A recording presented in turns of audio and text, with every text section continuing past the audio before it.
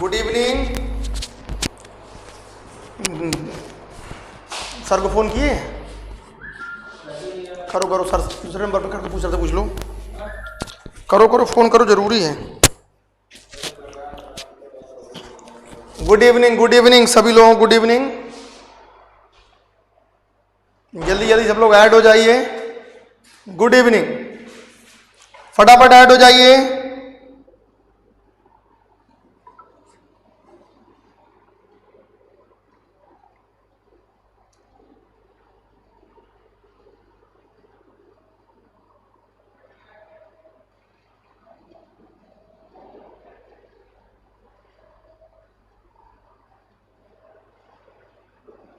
खुश रहो, जल्दी से खुश रहो।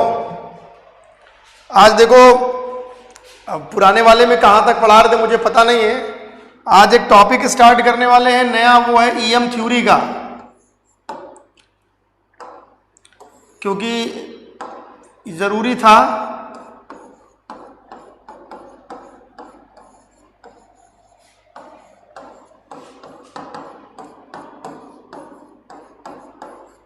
इलेक्ट्रोमैग्नेटिक थ्योरी हम लोग एक्सरे में अंतिम चरण में चल रहे हैं और वेव एंड ऑसिलेशन हम लोग पढ़ रहे थे।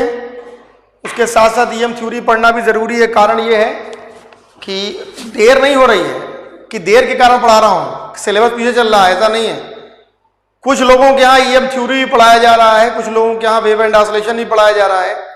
और जैसा यूनिवर्सिटी ने निर्देश दिया है कि अक्टूबर में एग्जाम कराना है, तो उस एग्जाम के चलते जरूरी है कि शुरू के पहले पहले खंड सब लोग पढ़ लीजिए, जिससे किसी को कहने और सुनने की नौबती ना हो। सेकंड पेपर है ये, जो आपका सेकंड पेपर है, सेकंड पेपर के दो पार्ट हैं। एक पार्ट आपका वेव एंड ऑसिलेशन का है, जो मैं पढ़ा रहा था आपको बहुत पहले ही, और दूसरा आपका ईएम थ्योरी का है। मैंने आपको शुरू से बताया है कि वेव एंड ऑसिलेशन आपको लगभग 3 क्वेश्चन देगा या 3.5 क्वेश्चन देगा, और लगभग ये 4.5 क्वेश्चन देगा। 4.5 क्वेश्चन, वो 3.5 क्वेश्चन तो फिक्स है उससे। तो इसलिए बहुत जरूरी है कि दोनों तरफ आप पढ़ते रहिए। ना आप मुझे कहिए कि सर आपने नहीं पढ़ाया, और ना मैं आपको कहूं, ठीक? क्योंकि देखिए वेव मैंने आपको सिंपल हार्मोनिक, मैंने आपको सिंपल हार्मोनिक मोशन पढ़ा दिया है, और सिंपल हार्मोनिक मोशन के बाद मैं आपको डैम्प्ड हार्मोनिक ऑसिलेशन पढ़ा रहा था। इधर से मैंने आपको बोर एटॉमिक मॉडल पढ़ा दिया, फिर मैंने आपको एक्सरे पढ़ा। जितना एक्सरे में आना था वो मैंने आपको पढ़ा दिया। 2 घंटे का एक्सरे या 1 घंटे का एक्सरे 1.5 घंटे का बचा हुआ है। उसके बाद एक्सरे पढ़ाने के बाद लगभग 10 घंटे, 10 लेक्चर या 8 लेक्चर जो भी लग जाए, केवल स्पेस क्वांट वो जो है स्टर्न गर्लक एक्सपेरिमेंट पढ़ाने में 2 घंटे लगते हैं, 4-5 घंटे। नहीं तो कुल मिला के मान लीजिए 10 लेक्चर लग जाएगा, तो पहली यूनिट वहां खत्म हो जाएगी, फर्स्ट यूनिट आपकी समाप्त हो जाएगी। सुन लीजिए ध्यान से एक मिनट, ये जरूरी है, इसको सुनते चला कीजिए। और पहली यूनिट जब खत्म हो जाएगी तो जो दूसरी यूनिट है उसको पढ़ाने में कुल मिला के 10 लेक्चर लगता है, 10 से 11 लेक्चर।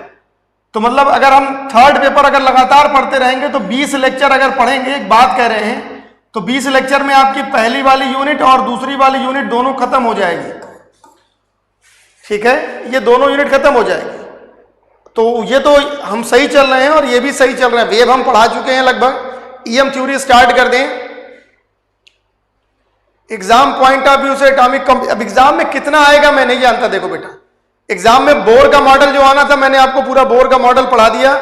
पूरा मैंने जितना उसका था उसमें केवल न्यूमेरिकल, मैंने कहा एक्सरे और वो न्यूमेरिकल एक साथ पढ़ा दूंगा। तो तीसरा वाला टॉपिक जो आपका है स्पेस क्वांटाइजेशन, वो शुरू हो जाएगा। और जब आपका एग्जाम होगा तब तक मुझे लगता है स्पेस क्वांटाइजेशन खत्म हो जाएगा। आपके एग्जाम आने के पहले पहले जो पहली यूनिट है आपकी मॉडर्न फिजिक्स की, वो खत्म हो जाएगी। बहुत बड़ी यूनिट है पहली यूनिट, और दूसरी यूनिट शुरू हो जाएगी जब आपका एग्जाम 12 या 15 अक्टूबर, जब से भी एग्जाम आपका होगा, मुझे लगता है पहला वाला यूनिट खत्म हो जाएगा, दूसरे वाले पे हम लोग चले जाएंगे। ठीक है, इक्वेशन और डिफरेंशियल मोशन, डैम्प्ड हार्मोनिक, नहीं, वो जो इक्वेशन ऑफ डैम्प्ड मोशन है उसको वहीं पर रहने दीजिए, वो अलग है और ये अलग है। उसको भी पढ़ते रहेंगे और ईएम थ्योरी भी पढ़ते रहेंगे। अब इधर 3-4-5 दिन देखिए, बीच में किसी एक दिन जो है आपको एक्सरे पढ़ा के खत्म कर देंगे और उसके बाद आप जो है इन दोनों को पढ़ते रहिए। बस ये कहने का मतलब है। आप जो वेव एंड ऑसिलेशन पढ़ रहे थे, ध्यान से सभी लोग एक बार सुन लीजिए, बार बार ना कवाइए। जो वेव एंड ऑसिलेशन पढ़ रहे थे, जहां पे लिख रहे थे वो अपनी जगह अलग लिखते रहेंगे। कॉपी अलग से बना सकते हैं, कोई दिक्कत की बात नहीं, बिल्कुल कॉपी अलग से बना लीजिए। वेव की कॉपी अलग बनाइए, ईएम थ्योरी कॉपी अलग बनाइए, एक में ना लिखिएगा, नहीं अलग अलग लिखिए। अभी वेव में बहुत लंबा चौड़ा आगे चलेगा, बड़ा इक्वेशन है वो भर जाएगी, वेव में नहीं लिखेंगे। वेव की कॉपी अलग बनाएंगे, ईएम थ्योरी कॉपी अलग बनाएंगे। अभी हम कैसे बताएं कब टेस्ट है यार? अभी तुम बताओगे, तुम्हारे जहां पढ़ते हो बेटा, आप जिस जगह पढ़ते हैं उस जगह आप बताएंगे ना टेस्ट कब से, हम बताएंगे टेस्ट कब से। ये तो आप बताएंगे बेटा ना, हम कैसे बताएंगे?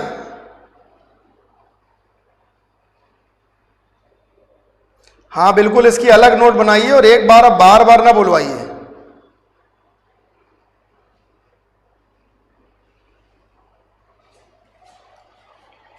इसमें लिखिए, पहले थोड़ी सी चीजें लिखिए अपने समझने के लिए, तब उसके बाद आगे चलें।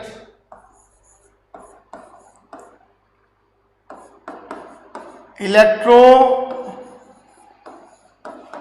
मैग्नेटिक थ्योरी,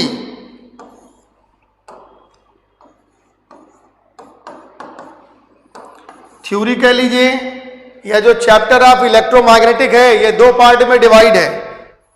ये जो आपका पूरा इलेक्ट्रोमैग्नेटिक है, इलेक्ट्रोमैग्नेटिक थ्योरी जो है वो दो पार्ट में डिवाइड है।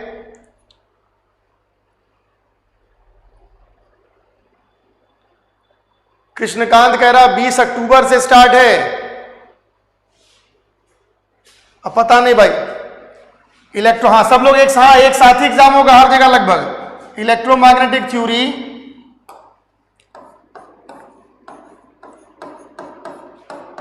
is divided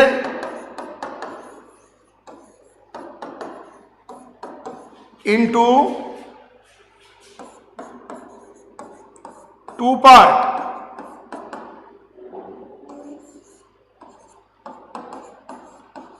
Given as below. Number first, electrostatic. Number second magnetostatic.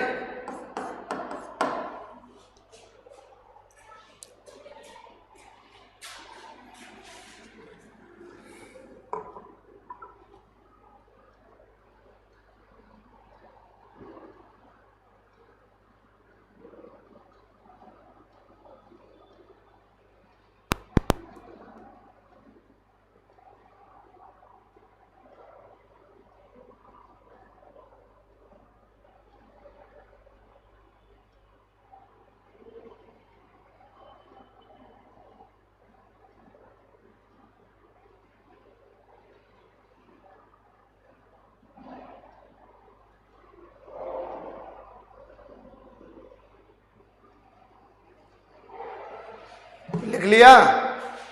कह रहे हैं यहां पे जो इलेक्ट्रोमैग्नेटिक थ्योरी है, देखो इसको दो पार्ट में डिवाइड करना है। एक पार्ट आपका इलेक्ट्रोस्टैटिक का है और एक पार्ट आपका मैग्नेटोस्टैटिक का है।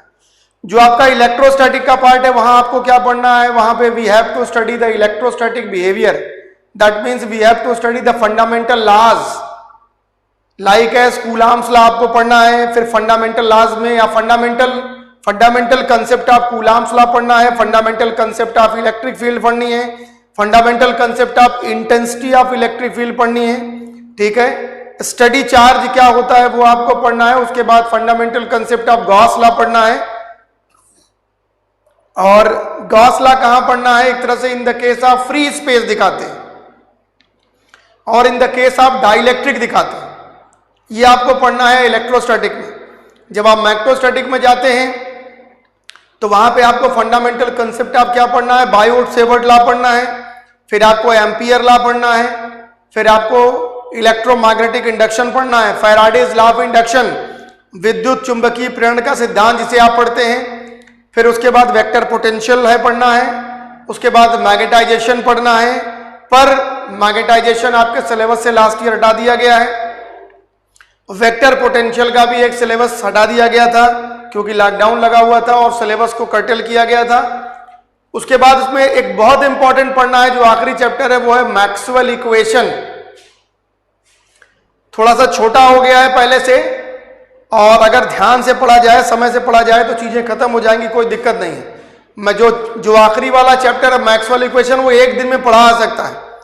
अगर 3 से 4 घंटे क्लास अगर लगी जाए लगातार, या अगर 3 से 4 घंटे एक साथ वीडियो नहीं देख सकते हैं लाइव ऑनलाइन, तो 2 दिन पढ़ लेगा 2.5 घंटे, तो 5 घंटे के अंदर वो पूरा एक चैप्टर खत्म हो जाएगा, कोई दिक्कत की बात नहीं। वो बहुत मजेदार चैप्टर है और उससे एक क्वेश्चन आता जरूर है। सुन लीजिए मेरी बात स्टार्ट करने के पहले, बहुत पहले मैंने आपको सारी चीजें बताई हैं। जो आपका इलेक्ट्रोस्टैटिक रहेगा, ये देखो, ये जो इलेक्ट्रोस्टैटिक है पूरा 2 क्वेश्चन यहां से आना है, मैग्नेटोस्टैटिक 2 क्वेश्चन यहां से आना, पूरा 4 क्वेश्चन तो क्लियर है।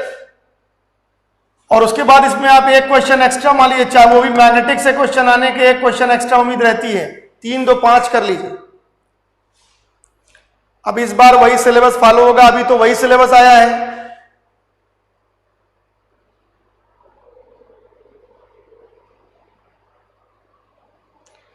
अब की बार कुछ सोचना नहीं है, रिड्यूस भाई आप यूनिवर्सिटी में पता कर लीजिएगा और हमको ही बता दीजिएगा, ठीक है। अब उस पर अब सिलेबस पे इतना अगर हम डिस्कस नहीं कर पाएंगे, पढ़ाते समय आप लोग अलग टॉपिक बिल्कुल भटक जाते हो।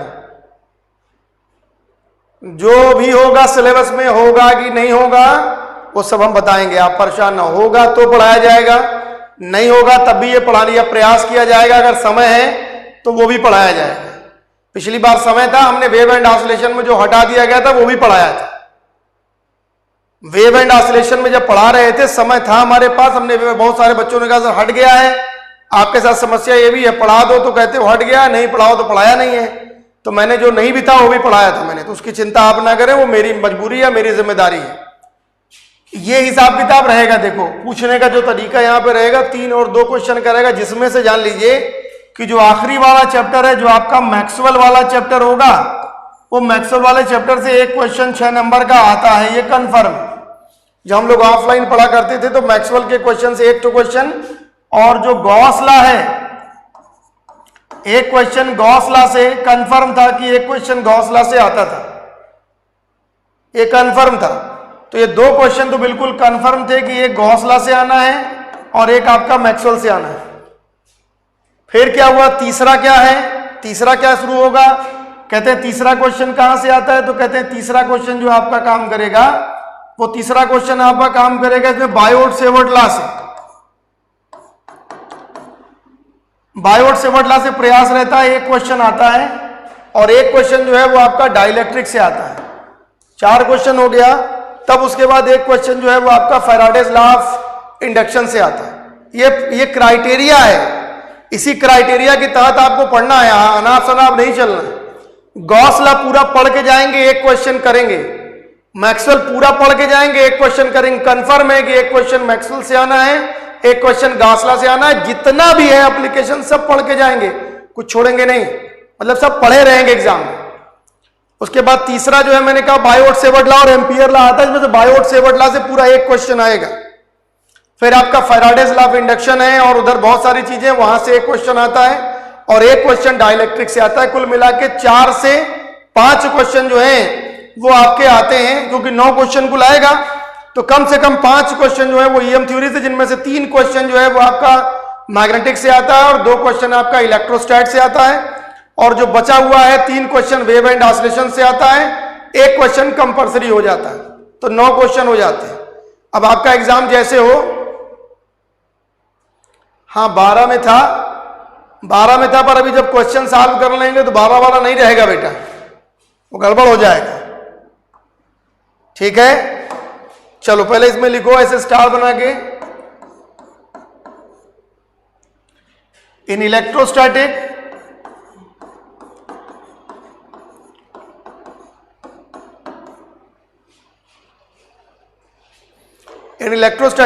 we have studied in electrostatic we have studied the fundamental laws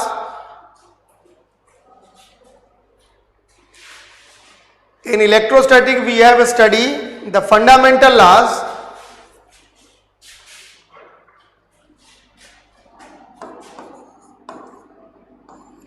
या वी स्टडी खाली कर दो या वी डिस्कस कर दो, खाली वी डिस्कस कर दो। In electrostatic we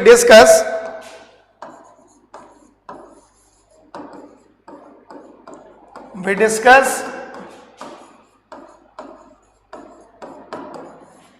fundamental laws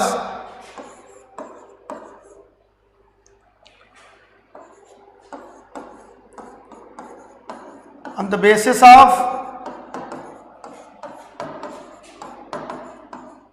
study charge या स्टैटिक चार्ज कर दो, on the basis of static charge. Static और डायनेमिक पढ़ते हैं ना, स्टैटिक माने क्या हो गया यहां पे स्टडी चार्ज या स्टडी स्टेट कहते हैं इसे ना, तो स्टैटिक माने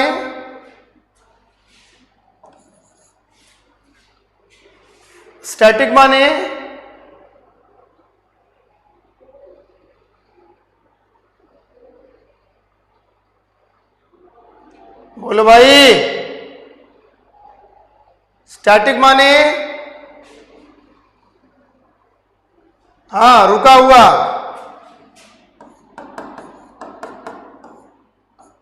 that is fixed at any given point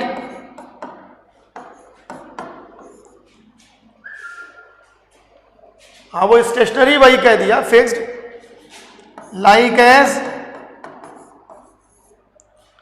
like as Coulomb's law, like as Coulomb's law,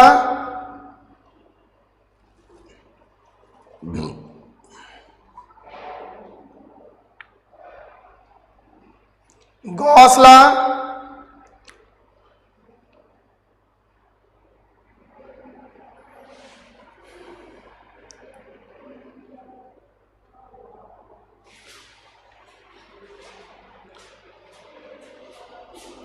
Coulomb's law, Gauss law, Gauss law के बाद ब्रैकेट में लिख देना in case of electrostatic, Coulomb's law bracket में कॉमा करके Gauss law in case of electrostatic, bracket में in case of electrostatic as well as in case of dielectric,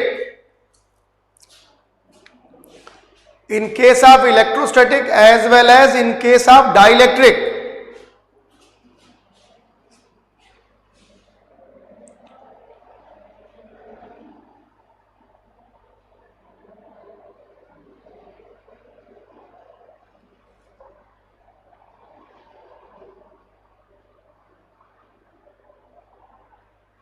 ठीक है, Gauss law in case of क्या कहा, Gauss law in case of electrostatic और bracket में Gauss law in case of dielectric. यहां पे जो भी गॉस लॉ पढ़ेंगे मैंने कहा आपको फ्री स्पेस से पढ़ेंगे, वो आपको दिखा दूंगा। और एक चीज ब्रैकेट बंद करने के बाद लिखो ऑल दीज लॉज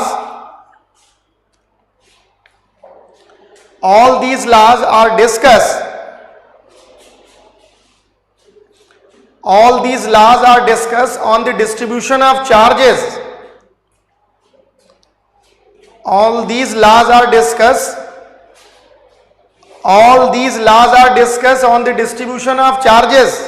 ये अपने समझने के लिए आपको समझा रहे हैं कि अपने कॉपी में लिखिए कि पढ़ते समय समझ में आए, ये कहीं फैशन के लिए नहीं है, कहीं वो कोई आर्टिकल नहीं छपवाना, ये अपने आप के समझने के लिए लिखाता हूं मैं कि ऑल दीज। ये क्या कह रहे हैं, कह रहे हैं ऊपर मैंने लिखा दिया स्टैटिक चार्ज जहां रहेगा वहां इलेक्ट्रोस्टैटिक की बात कर रहे हैं, और ये जो ये कूलाम्स लॉ काम करेगा या गॉस लॉ काम के किस पे कर रहे हैं, ये डिस्ट्रीब्यूशन ऑफ चार्जेस पे। तीन तरह का डिस्ट्रीब्यूशन ऑफ चार्ज होता है, एक लाइन चार्ज डिस्ट्रीब्यूशन होता है, पहले तो क्या होता है एक डिस्क्रीट चार्ज होता है और एक कंटिन्यूअस होता है। पहले दो तरह का चार्ज डिस्ट्रीब्यूशन है, एक डिस्क्रीट चार्ज डिस्ट्रीब्यूशन है और एक कंटिन्यूअस चार्ज डिस्ट्रीब्यूशन है।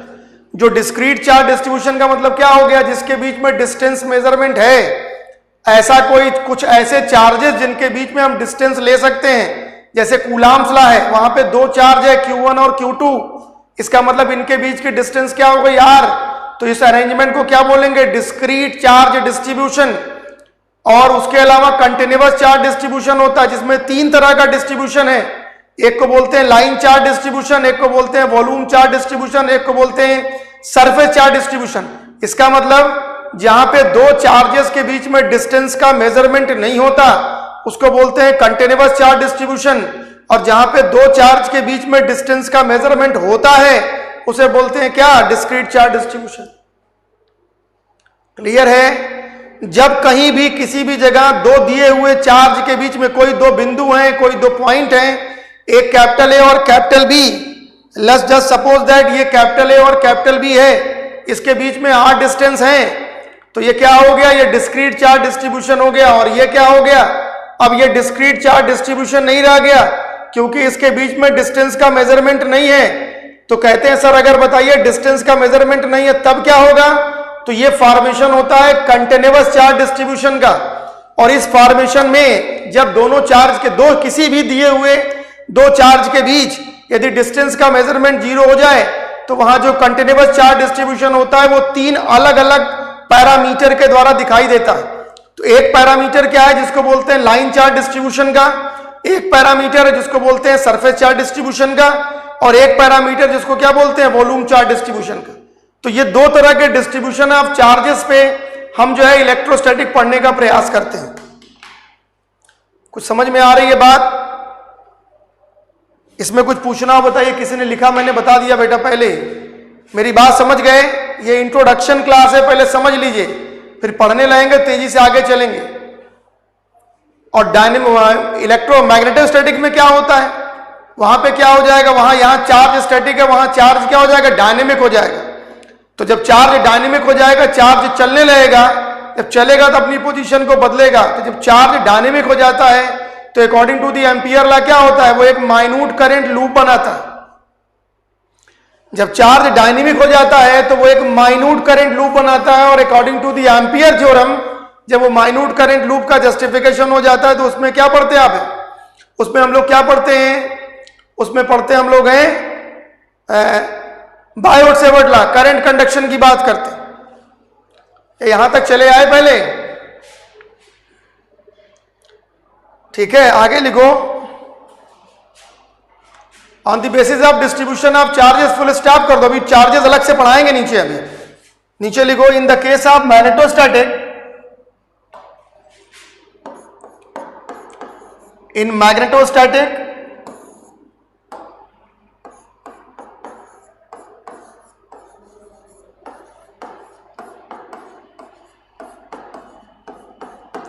Magnetostatic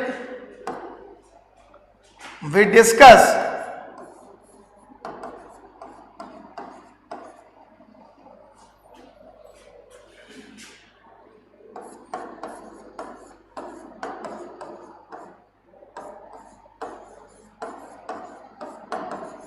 the fundamental laws of magnetostatic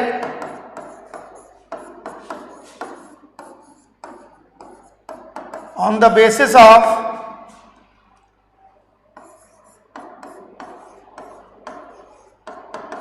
dynamic charge.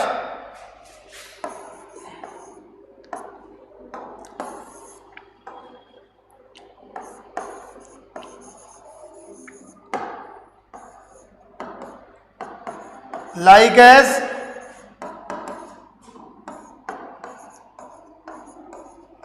Biot-Savart law, Ampere law, लिखते चलिए। Like as Biot Savart law, Ampere law, Faraday's law of induction, like as Biot Savart law, Ampere law, Faraday's law of induction, Faraday's law of induction,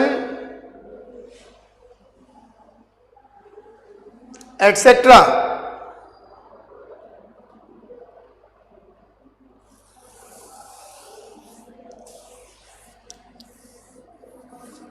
clear है भाई? बोलिए।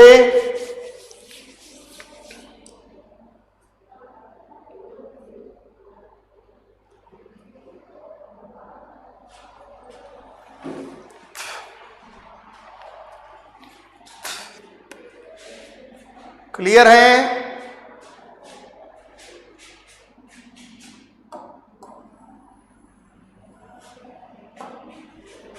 Note करके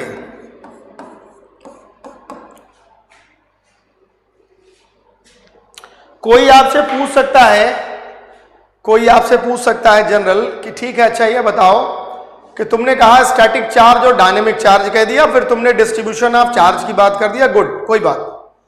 अब अगर dynamic charge है तो अगर स्टैटिक चार्ज है तो उसको डिफाइन करने के लिए क्या बेसिक चीजें चाहिए? सभी लोग बताइए। अगर वो चार्ज कोई स्टैटिक है तो उसको डिफाइन करने के लिए बेसिक क्या चाहिए? बेसिक क्या जरूरत पड़ेगी, क्या नीड है? Ampere's law, Faraday's law of induction बेटा। एम्पियर्स लॉ के बाद फैराडेज लॉ ऑफ इंडक्शन बच्चा।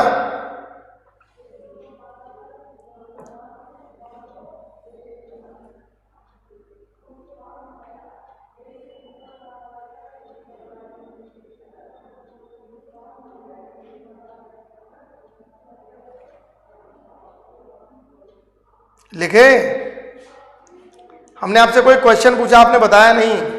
अगर कोई आपसे पूछ ले कि कोई चार्ज अगर स्टैटिक है तो स्टैटिक का क्या मतलब, मतलब उस तरह के चार्ज को जनरल, यहां ईएम थ्योरी की जरूरत नहीं, हम जनरल मैथमेटिक्स की बात कर रहे हैं कि कोई भी चार्ज अगर स्टैटिक है तो उसको डिफाइन करने के लिए या उसके लिए कोई रिप्रेजेंटेशन बनाने के लिए या कोई डिस्कशन करने के लिए हमें क्या बेसिक नीड चाहिए। और अगर कोई चार्ज डायनेमिक है तो उसका क्या मतलब हो गया, इसका मतलब बता दीजिए हमें। अगर किसी ने आपसे क्वेश्चन राइज कर दिया कि बेटा स्टैटिक चार्ज है तो उसको डिफाइन करने के लिए, ये मान लीजिए स्टैटिक है, ये बोतल है, ये स्टैटिक है, तो इसको डिफाइन करने के कोई पार्टिकल है, ये स्टैटिक है, हम हैं एक जगह स्टैटिक है। Electron is the basic parameter of static and dynamic. अरे भाई मैं ये नहीं पूछ रहा हूं, मैं पूछ रहा हूं स्टैटिक का क्या रिप्रेजेंटेशन करें। सब बेकार हो, मैं पूछ ही नहीं रहा हूं ये। मैं क्या पूछ रहा हूं, मैं कह रहा हूं अगर कोई भी पार्टिकल अगर स्टैटिक है तो उसको डिफाइन करने के लिए क्या चाहिए। अगर कोई भी चार्ज स्टैटिक है या कोई पार्टिकल स्टैटिक है तो बेसिकली उसको डिफाइन करने के लिए 3 पोजीशन कोऑर्डिनेट की जरूरत है। पहले बात सुन नहीं रहे हो, खाली बस कौवा कान ले गया उड़ जाते हो, इसीलिए कुछ नहीं आता है। अगर ये पार्टिकल कैपिटल ए है, अगर ये पार्टिकल कैपिटल ए कह रहे हैं अगर ये स्टैटिक है तो इसको डिफाइन करने के लिए क्या चाहिए, एक्स चाहिए, वाई चाहिए और क्या चाहिए, जेड चाहिए। डिग्री ऑफ फ्रीडम इंटर में सभी लोगों ने पढ़ा होगा और बीएससी में जो लोग केमिस्ट्री वाले हैं सब डिग्री ऑफ फ्रीडम पढ़ते हैं कि the number of position coordinate needed to describe the state of the system. कृपया ये कमेंट करना बंद करिए, अब मेरी बात सुनिए। डिग्री ऑफ फ्रीडम के लिए सब लोग इंटर में पढ़ते हैं और बीएससी में जो लड़के केमिस्ट्री लिए हैं वो जरूर पढ़ते हैं, जो नहीं भी लिए हैं वो भी जानेंगे। The number of position coordinate, ध्यान से सुनिए, the number of position coordinate needed का मतलब आवश्यकता, needed to describe the state of the system is known as degree of freedom. तो किसी भी पार्टिकल को डिफाइन करने के लिए कम से कम 3 पोजीशन कोऑर्डिनेट की जरूरत होती है, एक्स वाई जेड। बिना एक्स वाई जेड के आप किसी पार्टिकल को डिफाइन नहीं कर सकते। बेसिक चलिए पहले, इलेक्ट्रिक और मैग्नेटिक फील्ड ये तो हुडी बाबा है, तो बात की बात है। पहले हमने क्या कहा, पहले इलेक्ट्रॉन चलेगा। अब इलेक्ट्रॉन अगर सर्कुलेट हो रहा है उसकी कहानी छोड़ दीजिए, वो मॉडर्न में बहुत पढ़ा रहा हूं मैं अगर स्टैटिक हूं या मैं कोई पार्टिकल हूं या जितने लोग हैं, संजीत है, पूजा है, पवन है, रूपाली है, कार्तिकेय है, जितने लोग हैं, आप चाहे स्टैटिक हो चाहे डायनेमिक हो, सबसे पहले आपको डिफाइन करने के लिए 3 पोजीशन कोऑर्डिनेट की जरूरत पड़ेगी। आप कहीं पे जाते हैं किसी फार्म में, फॉर्म भरते हैं, सबसे पहले आपका नाम, उसके बाद आपके पिताजी का नाम, फिर आपकी माताजी का नाम, फिर एड्रेस, हर जगह एड्रेस है, क्योंकि भाई एड्रेस के थ्रू वो आपसे क्या करेंगे भाई, मेलिंग करेंगे भाई, आपसे जो है वो कम्युनिकेशन करेंगे। ठीक है, तो वही चीज यहां भी है कि अगर वो स्टैटिक है तो किसी भी चार्ज को, किसी भी पार्टिकल को अगर वो स्टैटिक मुद्रा में है तो उसको डिफाइन करने के लिए कम से कम 3 पोजीशन कोऑर्डिनेट चाहिए, एक्स वाई जेड। उस एक्स वाई जेड की सहायता से आप उस पार्टिकल को डिफाइन कर सकते हैं। बाद में आपने पढ़ा होगा मोनोएटॉमिक के लिए 3 और डायटॉमिक के लिए क्या होता है, 5 की बात करते हैं।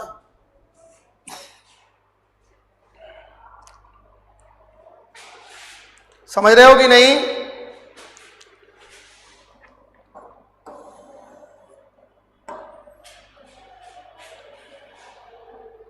क्लियर है? अरे भाई ऐसे ही पढ़ते हो, क्या पढ़ते हैं, गामा बराबर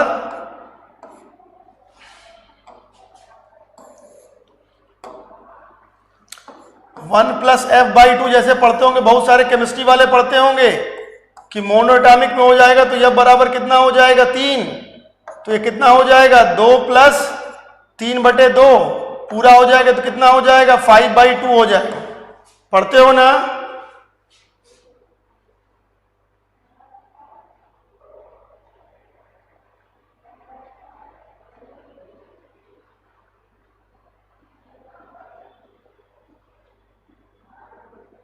तो जैसे आप लोग देखो ये पढ़ते होगे कि पीवी की पावर गामा इक्वल टू क्या होता है, कांस्टेंट। तो मोनोएटॉमिक हो जाएगा तो पीवी की पावर गामा, और गामा की वैल्यू कितनी रखते हो तो यहां कितना हो जाएगा, जैसे देखो पीवी की पावर कितना हो जाएगा 5/2 इज इक्वल टू कांस्टेंट। ये सबके लिए है, थर्मल में पढ़ाया है। तो अगर पीवी इक्वल टू आरटी रख दो, कैसे कैसे चेंज होता है, पीवी इक्वल टू आरटी रख दोगे तो आरटी इंटू कितना हो जाएगा RT/V, और ये कितना हो जाएगा V की पावर 5/2, और जब V की पावर -1 ऊपर जाएगा तो कितना हो जाएगा, ये TV की पावर कितना बच जाएगा 3/2 बच जाएगा। और अगर इसी को डायटॉमिक लेंगे तो कितना हो जाएगा, ये 5 हो जाएगा। तो कितना हो जाएगा 5 2 कितना हो जाएगा 7 हो जाएगा, नहीं हो जाएगा? यही चीज बता रहा हूं। फर्स्ट टाइम पढ़ रहे हैं, डिग्री ऑफ फ्रीडम पढ़ा ही नहीं है। Harsh Narayan Yadav degree of freedom नहीं पढ़े हैं भाई, ये तो बड़ी गजब बात है। अरे केमिस्ट्री में डिग्री ऑफ फ्रीडम पढ़ाया जाता है भाई, केमिकल रिएक्शन अगर आपने पढ़ा है तो किस डिग्री ऑफ फ्रीडम का है, इसकी कोटि क्या होगी, फर्स्ट ऑर्डर रिएक्शन क्या होता है, सेकंड ऑर्डर रिएक्शन क्या होता है, थर्ड ऑर्डर रिएक्शन क्या होता है। अब ये तो अनहोनी बात कर रहे हो, ये तो मतलब एकदम गजब है। चलो अगर डायनेमिक है, सुनो पहले, अगर वो डायनेमिक है तो डायनेमिक है तो क्या हो गया, डायनेमिक है तो एक्स वाई जेड तो चाहिए ही चाहिए। और अगर वो चल रहा है, जब चलेगा तो क्या एक्स में चलेगा तो क्या बनाएगा वी एक्स, वाई में चलेगा तो क्या बनाएगा वी वाई, और जेड में चलेगा तो क्या बनाएगा वी जेड। अगर एक्स डायरेक्शन में चलेगा तो वेलोसिटी बनाएगा वी एक्स, वाई डायरेक्शन में चलेगा तो वी वाई बनाएगा, जेड डायरेक्शन में चलेगा तो वी जेड बनाएगा। और उसके बाद फिर क्या हो जाएगा, अगर पार्टिकल का मास अगर यम है तो अगर वो एक्स में जाएगा तो क्या बनाएगा यम इंटू वी एक्स, अगर वो वाई में जाएगा तो क्या बनाएगा यम इंटू वी वाई, और अगर वो जेड में जाएगा तो क्या बनाएगा यम इंटू वी जेड बनाएगा।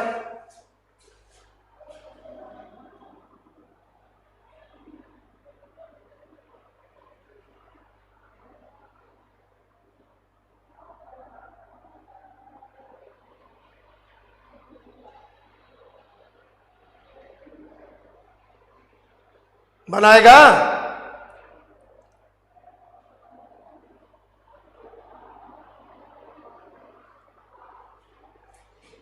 बोलो। तो इसका मतलब क्या हो गया, इसका मतलब क्या बनाएगा ये, इसका मतलब px बनाएगा, इसका मतलब क्या बनाएगा ये py बनाएगा, इसका मतलब क्या बनाएगा ये pz बनाएगा। तो क्या हो गया, इसका मतलब क्या हो गया, इसका मतलब हो गया कि अगर वो डायनेमिक है तो उसके लिए क्या चाहिए, उसके लिए 3 पोजीशन कोऑर्डिनेट चाहिए और उसके साथ साथ क्या चाहिए, 3 मोमेंटम कोऑर्डिनेट चाहिए। ये ध्यान रखिए। अरे भाई यहां ये सब डिग्री ऑफ फ्रीडम मत बताइए, आप ये सब छोड़ दीजिए, हमारी बात सुनिए जो मैं समझाना चाहता हूं। डिग्री ऑफ फ्रीडम तो खाली मैंने आपको बताने के लिए बता दिया, नहीं आपने पढ़ा उसको जाने दीजिए, उससे परेशान ना होइए। केवल स्टैटिक और डायनेमिक समझिए। कोई भी अगर सिस्टम स्टैटिक है, कोई पार्टिकल स्टैटिक है, तो उसको डिफाइन करने के लिए 3 पोजीशन कोऑर्डिनेट चाहिए। अगर कोई पार्टिकल डायनेमिक है तो अगर वो चल रहा है तो क्या होगा, चल रहा है उसके 3 पोजीशन कोऑर्डिनेट चाहिए। और अगर वो चल रहा है तो हर एक एक्सिस में क्या करेगा, वेलोसिटी बनाएगा। और अगर पार्टिकल का मास m है तो पार्टिकल की मोमेंटम बनेगी, क्योंकि वो चल रहा है। जब चलेगा तो उसका क्या होगा, पोजीशन का बिहेवियर टाइम के रिस्पेक्ट में बदल रहा है। तो मोमेंटम x में जाएगा तो px हो जाएगा, y में जाएगा py हो जाएगा, z में जाएगा pz हो जाएगा। इसका मतलब डायनेमिक सिस्टम के लिए 3 पोजीशन कोऑर्डिनेट और 3 मोमेंटम कोऑर्डिनेट चाहिए। ये हमेशा ध्यान रखिए। ये कभी भी कोई भी आदमी कहीं भी पूछ सकता है कि स्टैटिक और डायनेमिक का क्या सेंस समझते हैं, तो उनको बता दीजिएगा कि सर अगर स्टैटिक है कोई सिस्टम तो उसको केवल 3 पोजीशन कोऑर्डिनेट से डिफाइन कर सकते हैं। पर अगर वो डायनेमिक पोजीशन में है, इसका मतलब वो चलायमान अवस्था में है, तो वहां पे केवल 3 पोजीशन, मतलब it is not describe only with the help of 3 position coordinate. ये केवल 3 पोजीशन कोऑर्डिनेट से डिस्कस नहीं होगा, इट इज आल्सो या इट इज डिस्क्राइब्ड या इट इज डिस्कस, ठीक है, with the help of 3 another coordinate which is known as momentum coordinate. That means for the complete, कह सकते हो कि डिस्कशन या कंप्लीट कह सकते हो डिस्क्रिप्शन, जो भी कह लीजिए आप, the particle in dynamic system, the 3 position coordinate and 3 momentum coordinate. 3 position coordinate चाहिए और 3 momentum coordinate.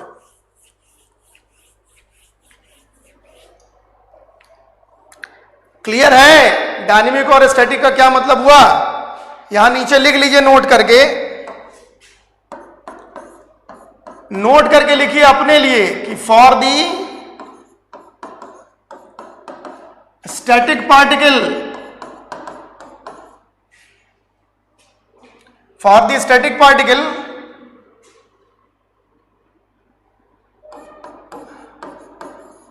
three position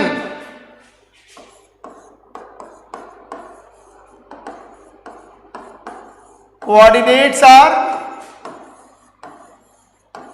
needed to describe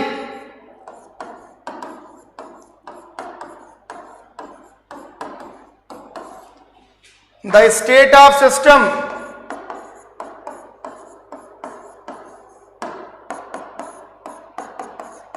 for dynamic particle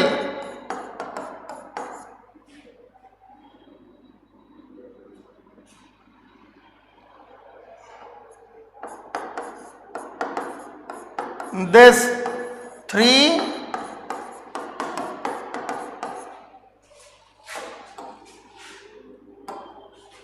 position coordinate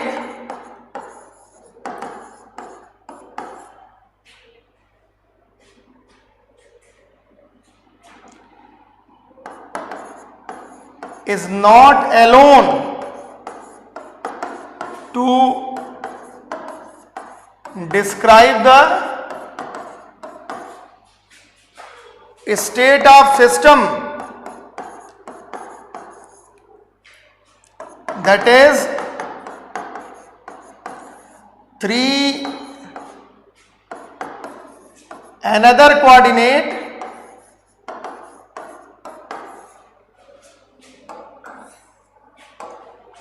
known as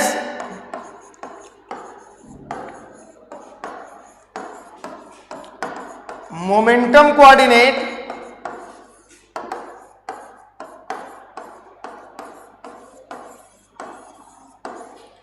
are needed to describe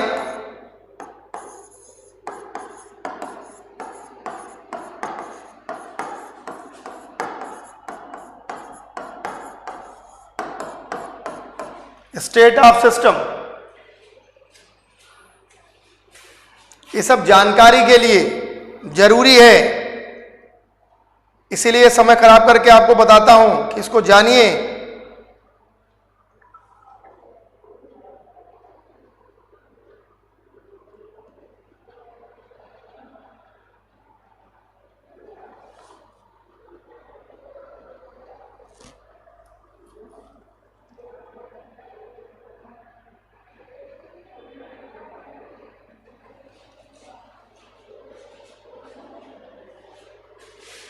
ठीक है, clear है भाई? कोई पूछेगा dynamic और static तो क्लियर बता सकते हैं, बिल्कुल जानना जरूरी है। कभी कभी लोग खिलवाड़ में पूछ देते हैं कि अच्छा लाओ तुम्हारे सर पढ़ाए हैं, लाओ पूछ दे। अक्सर जब आप मार्केट में टहलते हैं तो ऐसे होता नहीं है कि देखो हमारे सर ने तो ये पढ़ाया और तुम्हारे सर ने ये पढ़ाया, तो अक्सर लोग हमारी परीक्षा लेते रहते हैं मेरी की, आप तुम्हारे सर ने क्या पढ़ाया देखें, तो कह सर हमारे सर को कुछ आता ही नहीं है और वो कुछ पढ़ाते ही नहीं, वो बेकार है। और तुमसे कोई पूछे तो कह दिया करो हमारे सर बेकार है, उन्हें कुछ नहीं आता, वो एकदम बेकार। ठीक है, लिख लिया, आगे लिखिए, हेडिंग डालिए।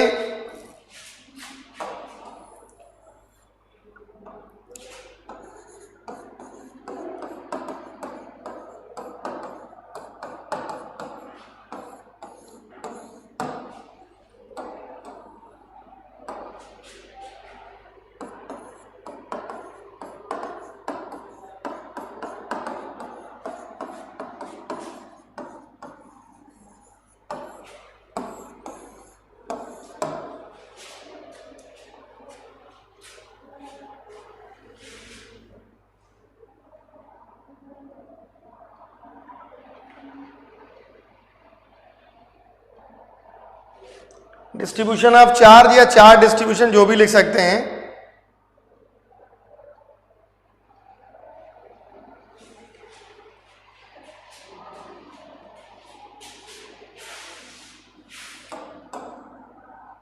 चार्जेस कर सकते हैं, चलो ठीक है।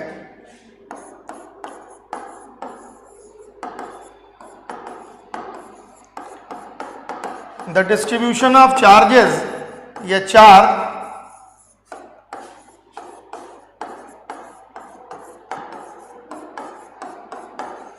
इन case of electrostatic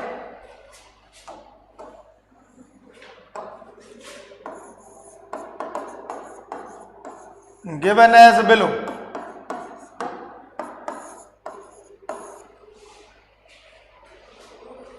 Number first, discrete charge distribution.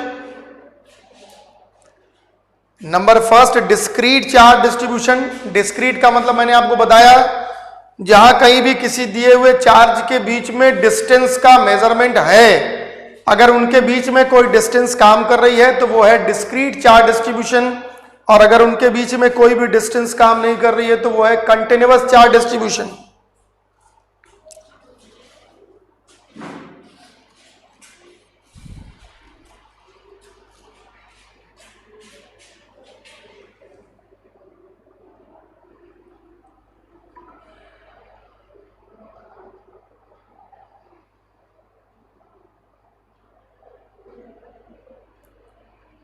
लिख लिया। डिस्क्रीट तो जानते हैं ना, DESCREAT लिखते जो है, डिस्क्रीट चार्ज डिस्ट्रीब्यूशन लिखा।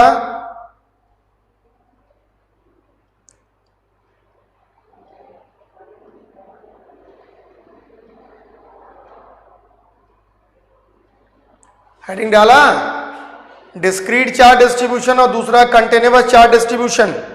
पहला हेडिंग डालो, discrete charge distribution.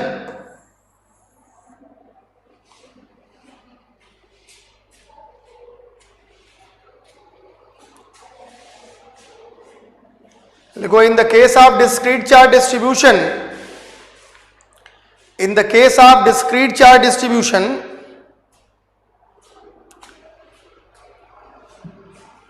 in the case of discrete charge distribution, लिख पा रहे हो नहीं भाई? In the case of discrete charge distribution, distance is taken in the measurement. In the case of discrete charge distribution, distance is taken in the measurement, distance is taken in the measurement in between the two distributed charges या इन between the distributed charges खाली कर दो कि in the case of discrete charge distribution distance is taken in the measurement in between distributed charges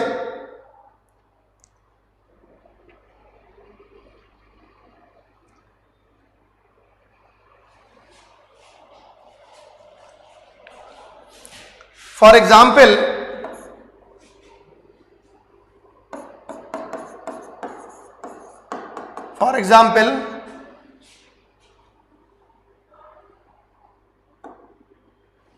तो Q1 Q2 का लिख ले रहे हो ना, जो लोग नहीं लिख पा रहे हैं बता दे भाई।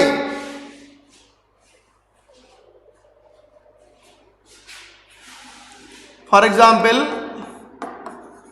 If we taken two charges Q1 and Q2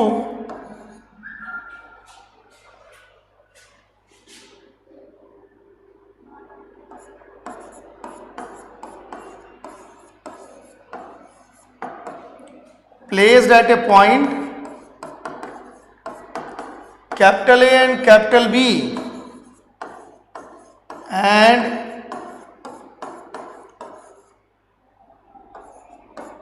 separated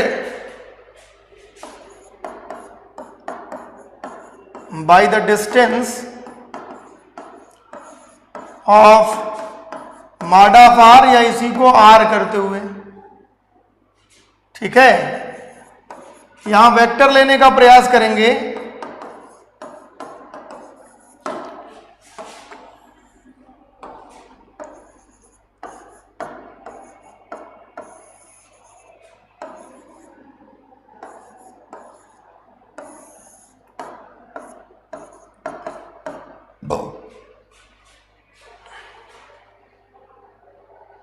slow he motion लिख रहे हैं बाबू।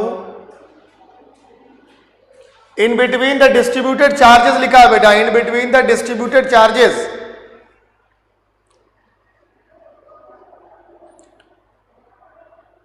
In between the distributed charges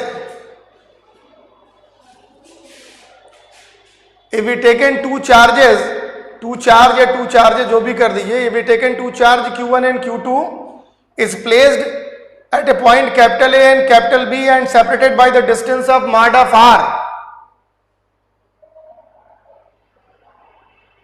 क्या हो गया भाई? Same year, same year. Light नहीं है, वो लिख के रख दिया भाई, लिखो ना, क्या हो गया?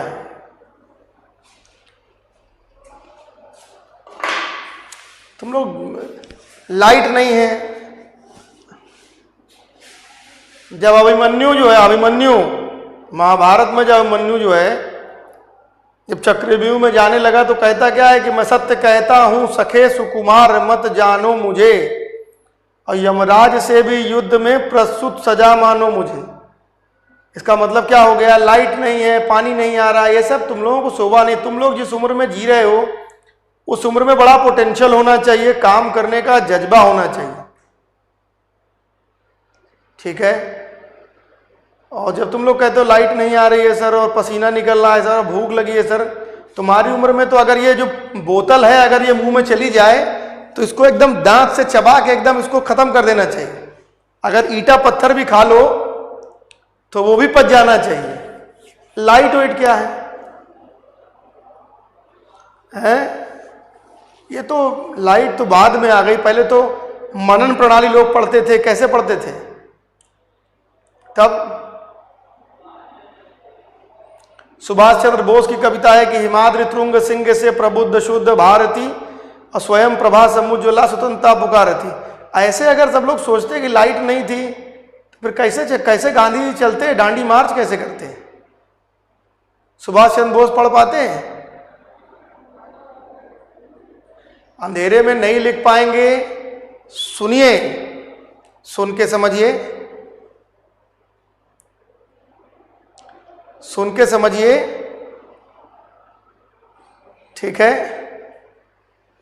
सुन के समझिए ना।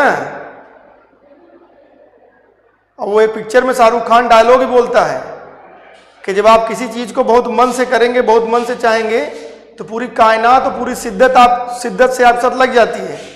तो उसके पिक्चर का डायलॉग भी है। तो जब आप पढ़ना चाहेंगे तो सुनिए, वॉइस निकल रही है, इलेक्ट्रोमैग्नेटिक सिस्टम काम कर रहा है।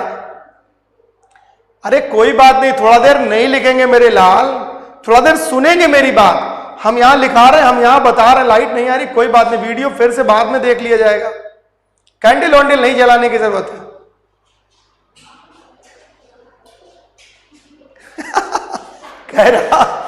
कह रहा है सर आग लगा देना चाहिए सर, इतना नहीं जोश दिलाइए। अरे भाई ऐसा नहीं है, कुछ लिखने की जरूरत नहीं है। लाइट चली गई, मेरी बात सुनिए, वो आपके कान में जानी चाहिए, बस वो चली जाएगी, सब सही है।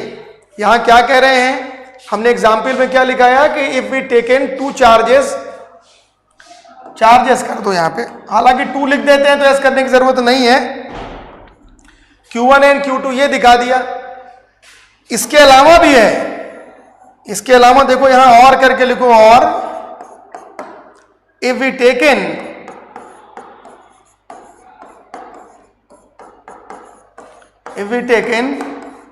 number of charges are distributed, if we taken number of charges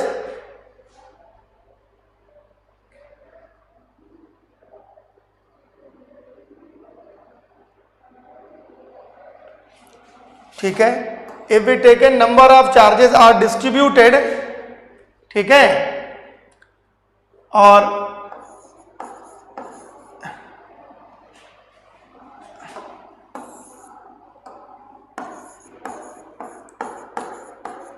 separated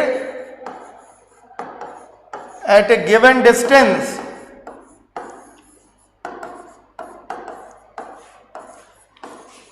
as shown in figure,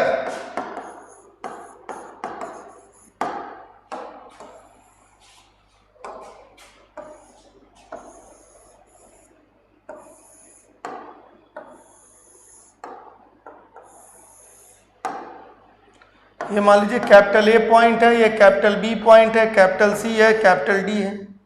यहाँ मान लीजिए Q1 हो गया, यहाँ मान लीजिए Q2 हो गया, ये मान लीजिए Q3 हो गया, ये मान लीजिए Q4 हो गया। ये डिस्टेंस जो है, ये भी देखिए, ये डिस्टेंस क्या हो गई, ये मॉड ऑफ R12 ले लीजिए, ठीक है, या मॉड ऑफ R ही ले लीजिए, उसके बाद की बात है वो। तो ये मॉड ऑफ R हुई, ये भी क्या हो गई, मॉड ऑफ R हो गई, ये भी क्या हो गई, मॉड ऑफ R हो गई, ये भी क्या हो गई, मॉड ऑफ R हो गई, ठीक है। उसके बाद मैंने आपको समझाने का प्रयास किया मैंने आपको कि सारी डिस्टेंस मेजरमेंट में ले सकते हैं।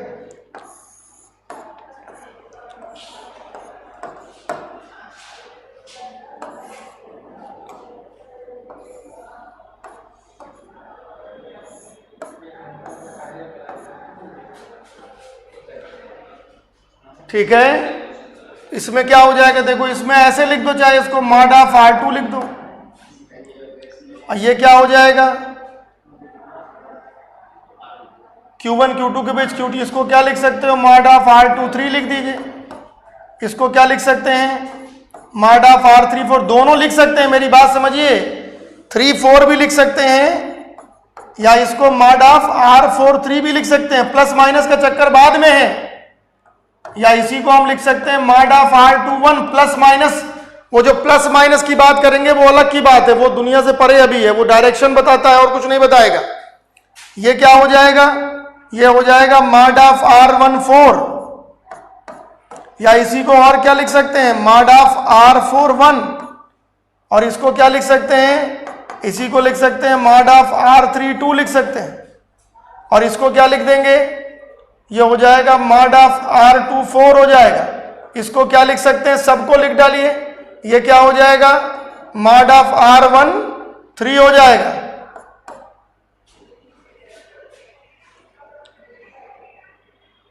हाँ, ये फिगर कॉम्पिटिटिव एग्जाम बहुत ज्यादा पूछा जाता है चार्ज के केस में। अभी इसको पढ़ाएंगे, बहुत सारी चीज बतानी आपको है। जल्दी से बना लीजिए, टाइम ओवर हो गया है। एक सर की क्लास है, बहुत देर से मुझे घूर घूर के देख रहे हैं।